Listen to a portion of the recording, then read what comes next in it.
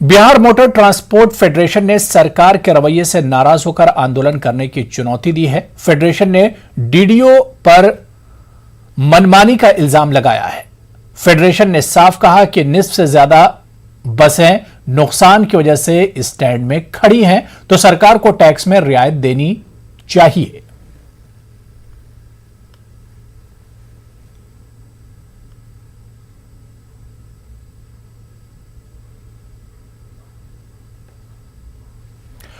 Corona वबा के दौरान बाहिमी इमदादो इन्हिसार का जज्बा मुस्तहकम हुआ है। मुल्क इस वबा से मुत्तहिद होकर मुकाबला कर रहा है। टीकाकारी के ऐलान के बाद हम बेहतर ताउन करें, जिससे हम कोरोना को मात देने की जानिब कदम बढ़ा सके। नेटवर्क ए टीन इस मुहिम में हर कदम पर आपके साथ रहेगा।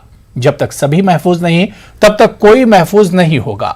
इसी सोच की बुनियाद पर हमारी मुहिम संजीवनी का मकसद यह यकीनी बनाना है कि वैक्सीन पाना सभी हिंदुस्तानियों का हक है।